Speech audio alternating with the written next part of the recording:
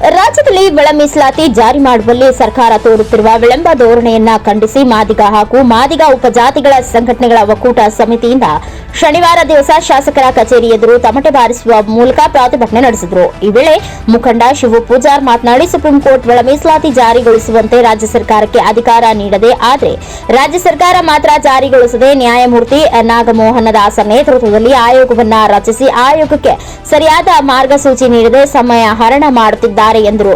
ಒಳ ಮೀಸಲಾತಿ ಜಾರಿಯಾಗುವವರೆಗೂ ಯಾವುದೇ ಉದ್ಯೋಗ ನೇಮಕಾತಿ ಮಾಡುವುದಿಲ್ಲ ಎಂದು ಸರ್ಕಾರ ನೀಡಿದ ಭರವಸೆ ಇಂದು ಹುಸಿಯಾಗಿದೆ. ನೇಮಕಾತಿಯ ಘೋಷಣೆಗಳು ವಿವಿಧ ಇಲಾಖೆಯಿಂದ ಬರುತ್ತಲೇ ಇದೆ. ಇದನ್ನ ನಮ್ಮ ಒಕ್ಕೂಟದ ವತಿಯಿಂದ ಉಗ್ರವಾಗಿ ಖಂಡಿಸುತ್ತೇವೆ ಎಂದರು. ಸರ್ಕಾರದ ಈ ಒಳ ಮೀಸಲಾತಿ ವಿರೋಧಿ ಧೋರಣೆಯನ್ನ ಖಂಡಿಸಿ ಇದೇ ಡಿಸೆಂಬರ್ 16ರಂದು ಸೋಮವಾರ ಬೆಳಗಾವಿಯಲ್ಲಿ ಬೃಹತ್ ಹಕ್ಕೊತ್ತಾಯ ಸಮಾವೇಶಕ್ಕೆ ಕರೆದುಕೊಂಡು ಹೋಗಲಾಗುವುದು. ಸುಮಾರು 20,000 ಜನ ಹೋರಾಟಗಾರರು ಭಾಗವಹಿಸಲಿದ್ದಾರೆ ಎಂದರು. ಮನವಿ ಸ್ವೀಕರಿಸಿ ಮಾತನಾಡಿದ ಶಾಸಕ ಎನ್ಎಚ್ ಕೋನರಟ್ಟಿ, ಒಳ ಮೀಸಲಾತಿ ಕೊಡಬೇಕೆನ್ನುವ ವಿಚಾರವಾಗಿ ಸದನದಲ್ಲಿ ಹಾಗೂ ಸಂಪುಟದಲ್ಲಿ ಚರ್ಚೆ ಅಂತಿಮ ಹಂತ ತಲುಪಿದ್ದು, ಶೀಘ್ರದಲ್ಲಿ ಸರ್ಕಾರ ಸೂಕ್ತ ಕ್ರಮ ಕೈಗೊಳ್ಳುವುದು. ನಿಮ್ಮ ಮನವಿ ಪ್ರತಿಭಟನೆ ಹಿನ್ನೆಲೆ ಸದನದಲ್ಲಿ ಧ್ವನಿ ಎತ್ತುತ್ತೇನೆ ಎಂದರು. ಈ ವೇಳೆಯಲ್ಲಿ ಫಕೀರಪ್ಪ ಜಕ್ಕಣ್ಣವರ್, ರಾಜು ದೊಡ್ಮನಿ, ಸಂಗಪ್ಪ ಮಾದರ್, ಹನುಮಂತಪ್ಪ ಕೆಳಗೇರಿ, ಶಂಕರ್ ಹುಣಸಿ ಮರದ್, ದಿಲೀಪ್ ರತ್ನಾಕರ್ ಇತರರು ಹಾಜರಿದ್ದರು. ರಾಜ್ಯಸಭಾ ಶಿರ್ಕೋಳ್, NKS 24 ನ್ಯೂಸ್, ನವಲಗುಂದ.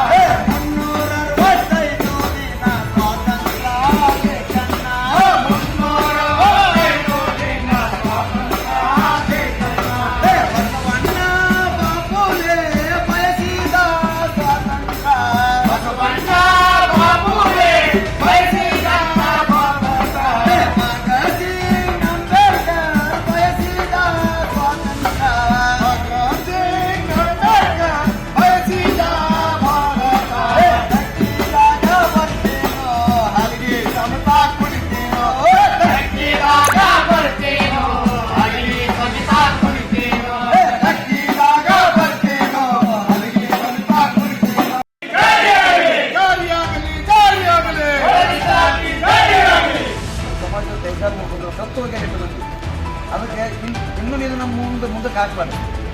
ಇದೇ ಅಧಿವೇಶನದಾಗ ಆದರೂ ನಿಮ್ಮದು ಕೋಟೆಗಳು ಪೂಜೆ ಮಾಡ್ತಾರೆ ಮನೆಯಾಗ. ನಾವು ಸಿದ್ದರಾಮಯ್ಯ ಸರ್ದು ನಿಮ್ಮದು ನಮ್ಮ ತಾಲೂಕಲ್ಲಿ ಇದೇ ಅಧಿವೇಶನ ಆದ್ರೆ ಇಡೀ ಮಾದಿಗ ಸಮಾಜ ನಿಮ್ಮ ಕೋಟೆಗಳು ನಮ್ಮ ಮನೆಗೆ ಪೂಜೆ ಮಾಡ್ತೀವಿ.